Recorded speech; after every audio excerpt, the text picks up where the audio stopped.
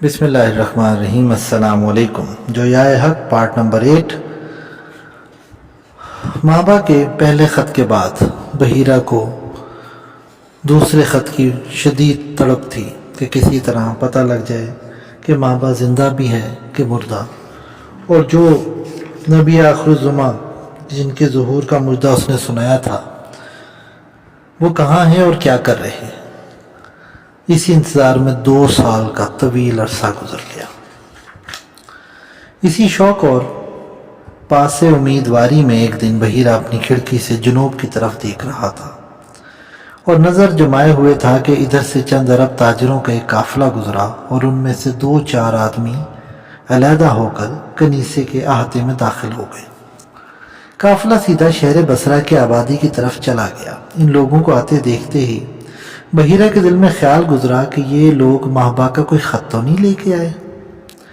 کمال بیتابی کے ساتھ ادھر ادھر دیکھنے لگا کہ کوئی قریب ہو تو اسے بھیج کے ان لوگوں کا حال دریافت کروں، مگر کوئی نہ تھا۔ آخر اٹھ کے زینے کے پاس گیا اور استفانوس کو آواز دی، جو اپنے خاموش و غیر متحرک مرشد کو زینے کے پاس دیکھ کر بدحواس ہو کر دوڑا اور اپنے کمرے سے نکلتے ہی آواز دی، لبیک بحیرہ۔ چند آبنائے بادیہ عرب قافلہ چھوڑ کے ہمارے احاطے کے اندر داخل ہوئے ہیں، دیکھو کون ہیں، کیوں آئے ہیں، کہیں ہمارے جویائے حق دوست کا کوئی خط تو نہیں لائے۔ استفانوس نے ادب سے عرض کیا کہ ابھی جا کے دریافت کرتا ہوں، اور اسی وقت اتر کے نیچے چلا گیا۔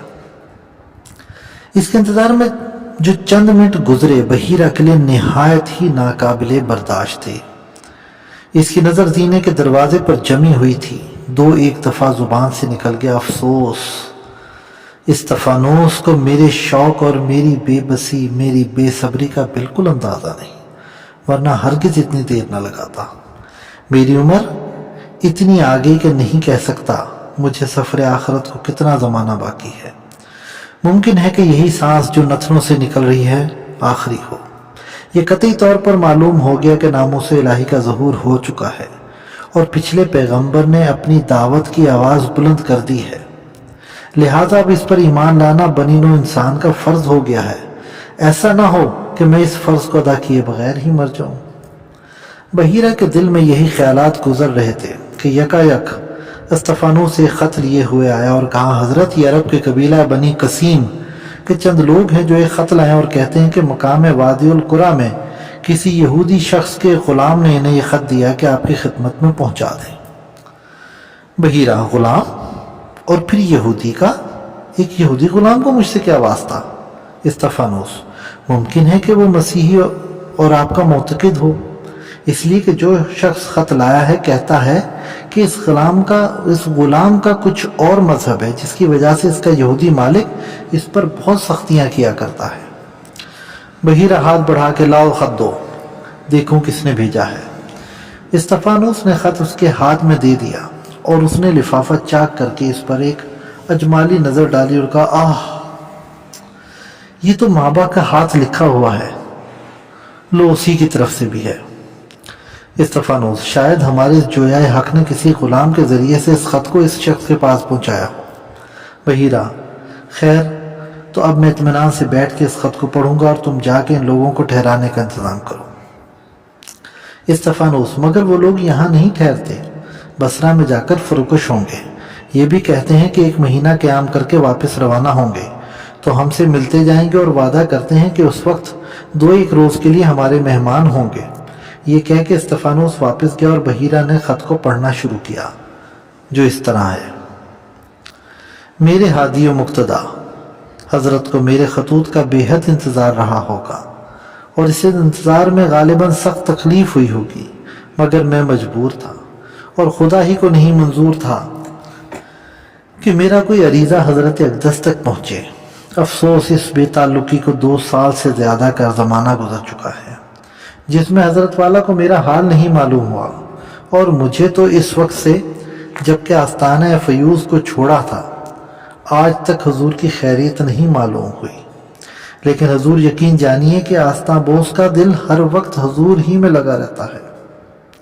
خیر، اب میں اپنے فرض کی طرف متوجہ ہوتا ہوں۔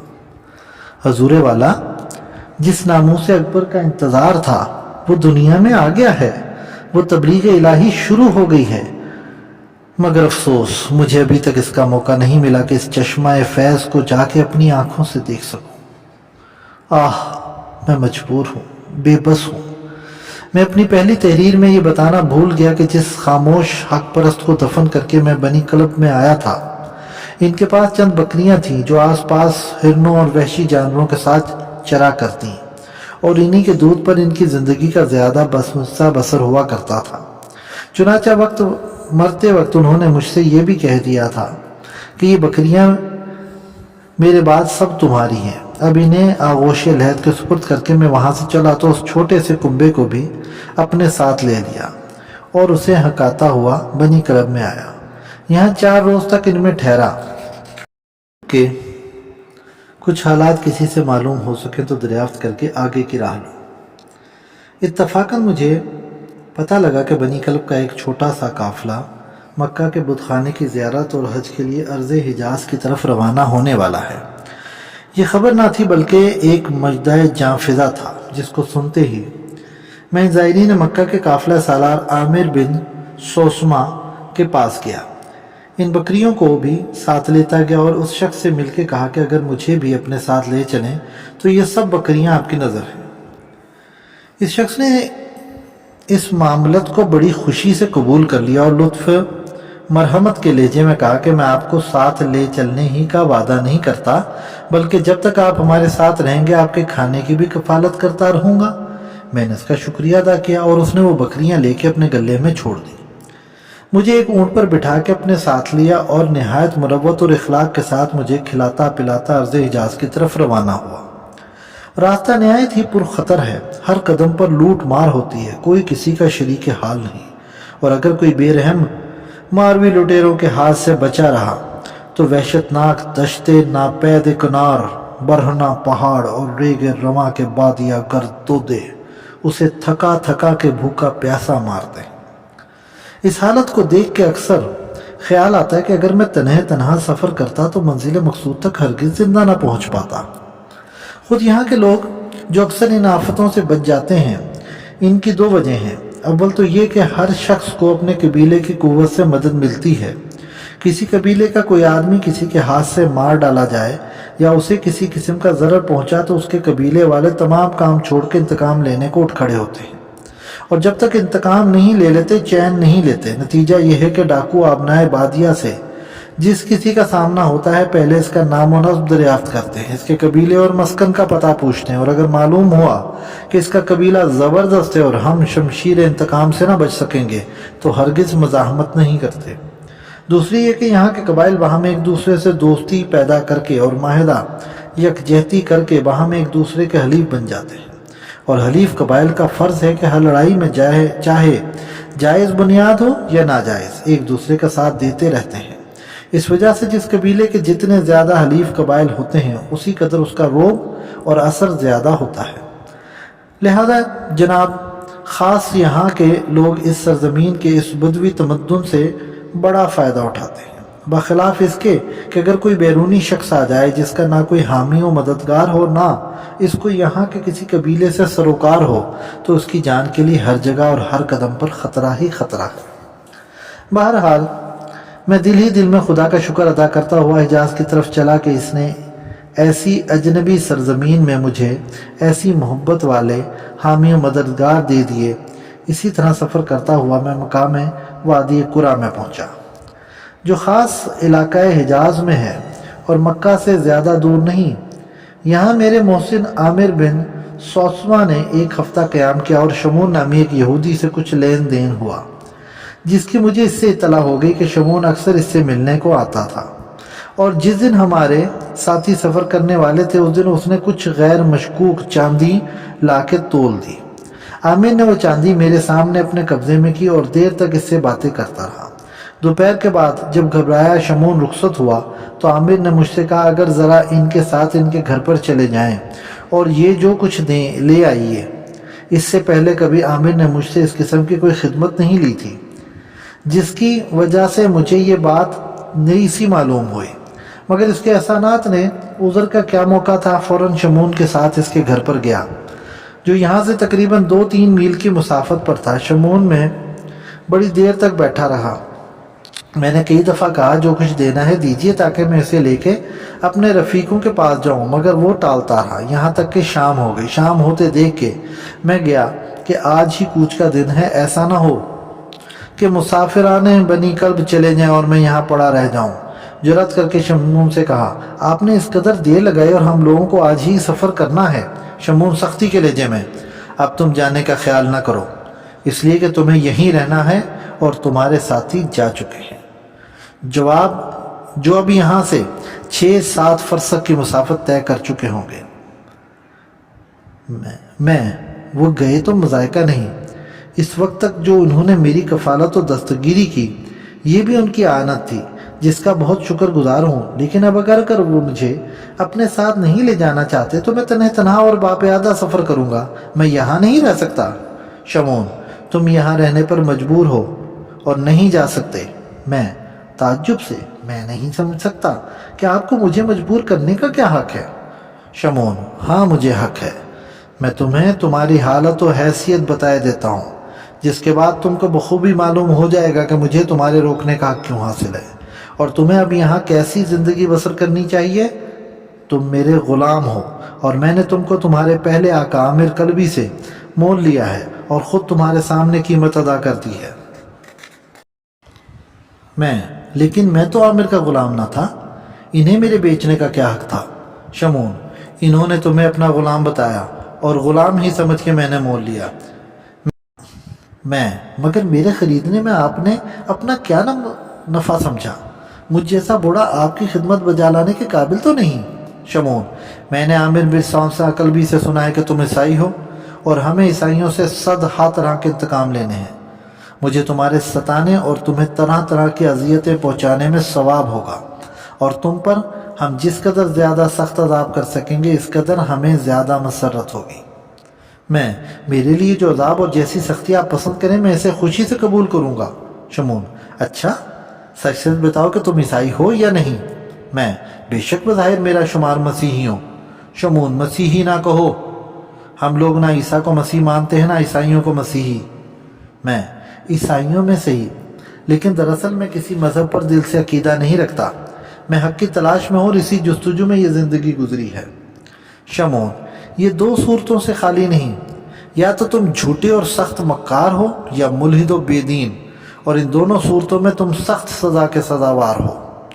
इसके जवाब में मैंने कहा, आप मुझे जैसा चाहें समझें और जिस किस्म की चाहे सज़ा दें, मैं आपका ग़ुलाम और आपके बस में हूँ और जो हुक्म इसके बजा लाने को हाजिर हूँ। शमून, अभी वो रस्म बजा लाना है जो हम लोगों में ईसाई ग़ुलाम पर कब्ज़ा करने के बाद सबसे पहले ज़रूरी लाजिम है। इसके बाद तुम्हें काम बताया जाएगा।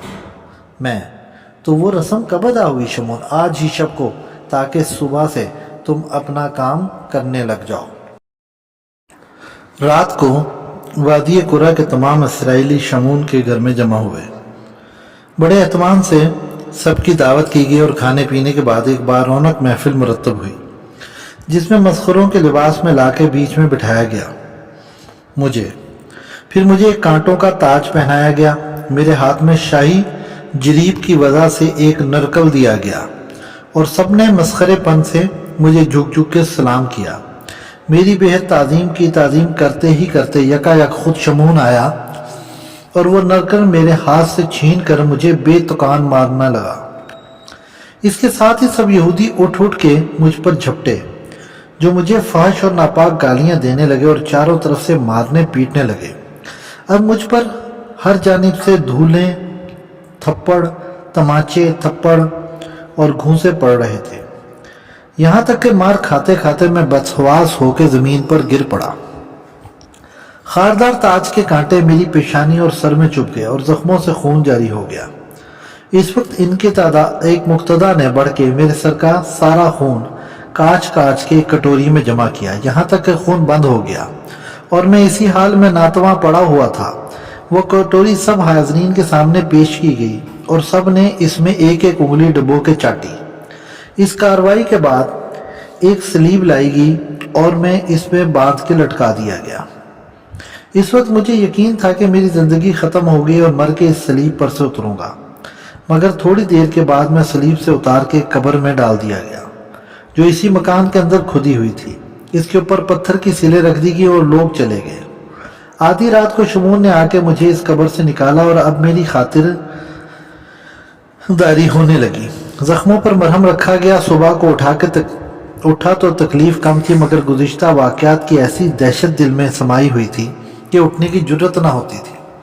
सुबह सवेरे शमून ने आके ज़बरदस्ती उठाया और कहा, अब तुम एक इसराइली के बाज़ाब्ता ग़ुलाम हो और अपने रोज़ाना फ़राइज़ और ख़िदमात सुन लो। रोज़ सुबह शाम को घर के तमाम काम अंजाम देना होंगे, जिनमें झाड़ू देना, चूल्हे को लेपना, जंगल से लकड़ियाँ लाना, चूल्हा जलाना, बर्तन मांजना, खाना पकाना। फिर दिन चढ़े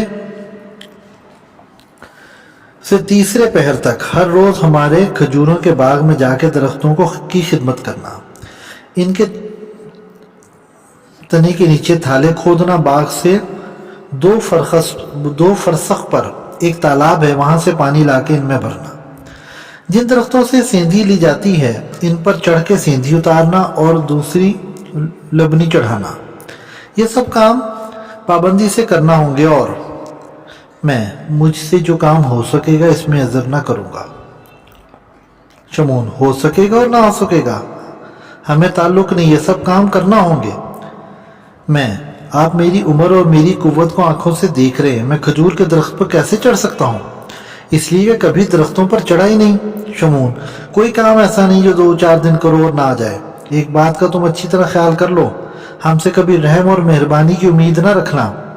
जिस तरह तुम शराब और रोटी को थोड़ी देर कुर्बान गाह पर रख के मसीह का गोश्त और खून बना लिया करते हो, इसी तरह रात को की तकरीब में हमने तुम्हारा गोश्त पोस्ट सब ईसाई बना लिया है और अब तुम इंसान नहीं ईसा हो, और हम या हमारा कोई इसराइली भाई जो तुम पर जुल्म करेगा जायज़ है और इसको उसका हक हासिल है।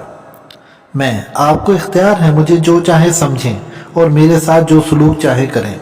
शमून, मैं ही नहीं, हर इसराइली को तुम पर तशद्दुद करने और तुम्हें अज़ियत और रंज पहुंचाने का हक है। तुम ये समझ लो कि यहाँ के बुत परस्त जिस तरह ऊँटों को सांड बना बना के छोड़ दिया करते हैं, इसी तरह तुम ईसा बना के इसलिए छोड़ दिए गए हो कि हर इसराइली तुमको सज़ा दे और तकलीफ पहुंचा के सवाब आखिरत हासिल करे। इसलिए तुम्हारे साथ हमारे हाथ से चाहे कैसी ही सख्ती हो, इसे तुम बर्दाश्त करना और ख्याल करना कि यह हमारा फर्ज था और हम इस पर मजबूर थे। मैंने कहा, बहुत बेहतर। शमून, और हाँ, तुम्हारा एक काम भी रहेगा कि हर सुबह को उठते ही घर के हर औरत और मर्द और हर बूढ़े और बच्चे के सामने जुदा जुदा जाके अदब से खड़े हो, खुदा के हाजिर नाजिर मान के जुबान से 3 दफ़ा इकरार करो कि मैं ईसा बिन मरियम हूँ, और इसके बाद अपने ऊपर 3 मरतबा लानत भेजो। मैंने कहा, खुदा को हाजिर नाजिर जानकर तो मैं झूठ ना बोलूँगा। शमून, झूठ सच से बहस नहीं, तुम्हें हमारे हुक्म को बजा लाना है। इस पर मैं खामोश हो रहा तो शमून ने कहा, और हाँ, अपना एक फ़र्ज और सुन लो, हफ्ता में 2 बार इतवार और जुमेरात को तुम्हारा एक काम होगा कि इस तालाब से जहाँ से बाग के लिए पानी लाया करोगे, सारे घर के कपड़े ले जाकर धो लाओ और साथ ही घर की ज़रूरतों के लिए पानी भी लेते आओ। गर्ज उस दिन से मेरी ज़िंदगी यही हो गई जो हुजूर मेरे आका शमून के अल्फाज से मालूम हुई। घर के काम तो खैर गिर पड़ के कर लेता हूँ, मगर बाग का काम क़यामत है। खसूसन खजूर के दरख्त पर चढ़ना कोई दिन नहीं जाता कि 2-4 दफ़ा गिर के चोट ना खाता हूँ, और उसके साथ हर रोज़ जो ज़िल्लतें होती हैं, हर आने जाने वाले यहूदी के हाथ से जो मार खाता हूँ। यहूदी लड़के जिस तरह चिढ़ाते, सताते और जलील करते हैं, इसका तो बयान ही नहीं। जिस यहूदी का सामना हो जाता है वो बेमारे नहीं रहता, मगर मुझे ना इसका सदमा है ना फिक्र, फ़कत अफसोस है तो इस बात की कि जिस काम के लिए मैं आया हूँ इससे रोक दिया गया। ताहम शब रोज़ इसी फिक्र में रहता हूँ। यहाँ करीब करीब बहुत से गांव हैं, कई तालाब हैं जो साल भर लबरेज रहते हैं, जा बजा चश्मे हैं जो इन्हें तालाबों में आकर गिरते हैं। तमाम गांव में यहूद आबाद हैं जिन्होंने बनी कज़ा वालों को निकाल के इस इलाके पर कब्जा कर लिया है और आज़ादी, खुशहाली और इत्मीनान के साथ रहते हैं। उन्होंने अपना असर इतना बढ़ा लिया है कि गिरदो पेश के बुत परस्त कबाइल इनसे डरते हैं। ये इलाका अर्ज़ यसरब के तवाबे में शुमार किया जाता है।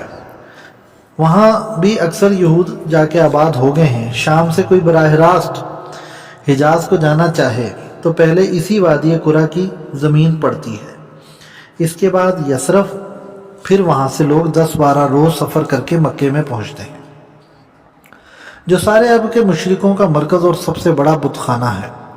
ارض سمود، جس کا حال میں پہلے حضور کی خدمت میں لکھ چکا ہوں، یعنی وہ مقام جو دنیا میں قرب ربی اور جلال ربانی کی یادگار ہے، قرب ربی اور جلال ربانی کی یادگار ہے، اور جہاں کی خاموشی میں چند روز میں نے عبادت کی تھی، وہ اسی وادی قرا کے علاقے میں اور یہاں سے بہت قریب ہے۔ بہرحال قسمت نے مجھے یہاں لا کے پابند زنجیر کر دیا ہے، اور رہائی و نجات کی بظاہر کوئی صورت نہیں بنتی، مگر میرے لیے خوش نصیبی کی ایک بات البتہ ہے، وہ یہ کہ مکے اور یثرب سے جو مشرکین حج کے لیے پلٹتے ہیں یا ان کے تاجرانہ قافلے جو بصرہ اور شام کی طرف جاتے ہیں، وہ ایک دن کے لیے یہاں ضرور قیام کرتے ہیں، اور اکثر وہ میرے آقا شمعون ہی کے باغ میں ٹھہرتے ہیں، جس میں میں روز کام کیا کرتا ہوں، اور مجھے ان سے ملنے اور باتیں کرنے کا موقع مل جایا کرتا ہے۔ ان لوگوں نے چند روز ہوئے مجھے معلوم ہوا کہ مکے میں ایک شخص نے پیغمبری کا دعویٰ کر دیا ہے۔ میں نے بت پرست حاجیوں سے زیادہ تفتیش کی تو سننے میں آیا کہ وہ مکے کے ایک شریف ترین خاندان میں پیدا ہوا ہے، چند سال پیشتر تک نہایت ہی مہذب، شائستہ، نیک نفس، پاکیزہ خصائل شخص تھا، اور لوگوں پر اس کے اخلاق حسنہ اور عام ہمدردی انسانی کا اس قدر اثر پڑا تھا کہ سارا شہر اس کا گرویدہ ہو رہا تھا، اور مکے کا ہر بوڑھا بچہ اس کے اشارے پر چلتا تھا۔ یا تو یہ ہر دل عزیزی تھی، یا یکا یک اس کی حالت کچھ ایسی بدل گئی کہ لوگ اس سے وحشت کھا کھا کے بھاگنے لگے۔ کہتے ہیں کہ پہاڑوں میں اکیلے بیٹھنے اور ریاضت کرنے سے اس کے قلب و دماغ معاف ہو گئے، اور اسے ایک عجیب قسم کا جنون ہو گیا ہے، جس کے جوش میں وہ نئی نئی باتیں کرتا ہے جو آج تک دیکھی گئی نہ سنی گئی۔ کہتا ہے کہ میں پیغمبر ہوں اور خدا نے مجھے سارے عالم کی ہدایت کے لیے بھیجا ہے۔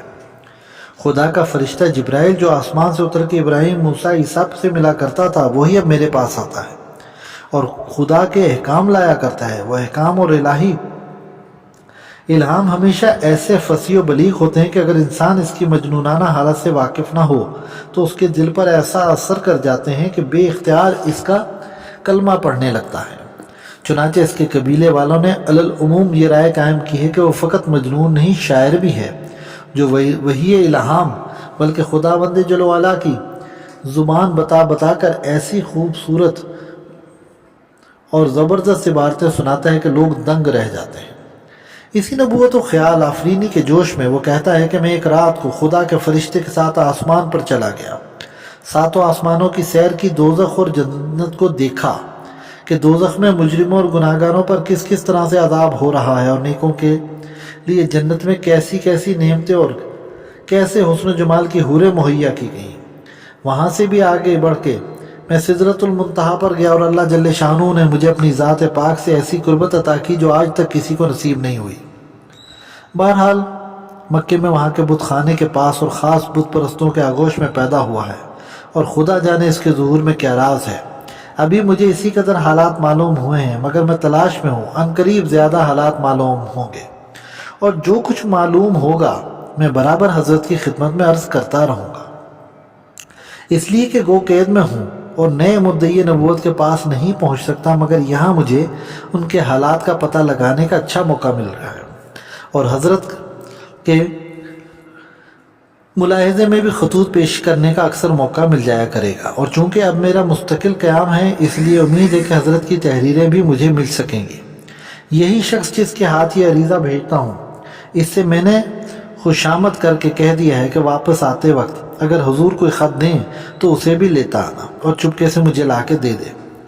یہاں بڑی خرابی یہ ہے کہ میں آزادی کے ساتھ کسی مسیحی شخص سے خط و کتابت نہیں کر سکتا، خصوصاً حضرت کے ایسے نامور اور صاحب اثر مقتدائے ملت مسیحی سے مراسلت کرنا تو شاید ان لوگوں میں اتنا بڑا جرم ہوگا جس کی سزا موت کے سوا کوئی نہ ہو۔ میں نے اس لیے عرض کیا کہ حضور اگر مجھے کوئی خط بھیجیں تو اس کے مخفی رکھنے کا پورا انتظام کر لیں، اور کسی ایسے شخص کے ہاتھ بھیجیں جو پوری احتیاط سے کام لے۔ اب میں اس خط کو ختم کرتا ہوں، اور عنقریب نئے پیغمبر کے مفصل اور مستر حالات سے اطلاع دوں گا۔ زیادہ حد ادب، ہلکا بگوش، مابا۔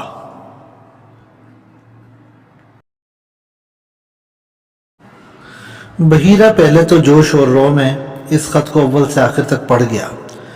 जब इसके बाद मज़ामीन और वाक़यात का ख्याल किया तो बहुत ही परेशान हुआ। अव्वल महबा से आज़ाद जोयाए हक़ के बेबसो बेकसो ग़ुलाम बन जाने और संग दिल और मुतासिब यहूद के हाथ में गिरफ्तार हो जाने का इसे बेहद सदमा हुआ। लाख गौर करता मगर इसके आज़ाद कराने की कोई तदबीर जहन में ना आती थी। माँ बाप पर जो जुर्म जुल्म हुए और जैसा वहशियाना तशद्दुद हो रहा था, इसका ख्याल करके इसकी आंखों से आंसू जारी हो गए। इसके बाद जब इसने नए पैगंबर अरब के ज़ुहूर का हाल पढ़ा तो उसे ऐसा मालूम हुआ जैसे नाउमीदी और यास की तारीकी में कोई जुगनू चमक गया। दिल में कहा, बज़ाहिर ऐसा मालूम होता है कि यही वही नबी मुरसिल हैं जिसकी निस्बत अंबियाए सल्फ पेशगोइयाँ करते आए हैं, मगर काश कोई जी फहम और जी होश और साहिब दिल और पाक बातिन शख्स जाके इसकी हालत का अंदाज़ा करता और पता लगाता कि वो कैसा शख्स है और क्या कहता है। अफसोस मैं जाने से माजूर हूँ और यहाँ कोई ऐसा शख्स नहीं जो इस काम के लिए भेजा जाए। इस खानका में जितने राहिब हैं, इनमें से एक भी इस काबिल नहीं कि किसी साहिब बातिन पैगंबर की रूहानी हालत का और इसके दावे सुन के हक व बातिल का इम्तियाज कर सके। इस्तफानूस इन सब में ज्यादा काबिल है, मगर वो भी मेरे नज़दीक अभी इस काम के काबिल नहीं। माबा था, मगर अफसोस कि वो यहूद के हाथ में फंस गया। साथ ही माबा की तकलीफों और मुसीबतों का फिर ख्याल आया और सर झुकाए सोचने लगा कि इसकी रखाई की क्या तदबीर करूं। इतने में इस्तफानूस फिर आ गया, जिसे ख्याल था कि जनाब शेख को ये ख़त पढ़ के शायद किसी कार्रवाई की ज़रूरत पेश आए या किसी अमर में मुझसे गुफ्तगू करना चाहें। इसके पाँव की चाप सुनते ही बहीरा ने सर उठा के उस पर एक निगाह डाली और कहा, अफसोस हमारा जोयाए हक सख्त आफत में मुब्तला हो गया और नहायत ही जालिम और वहशी यहूदियों के पंजे सितम में गिरफ्तार हो गया।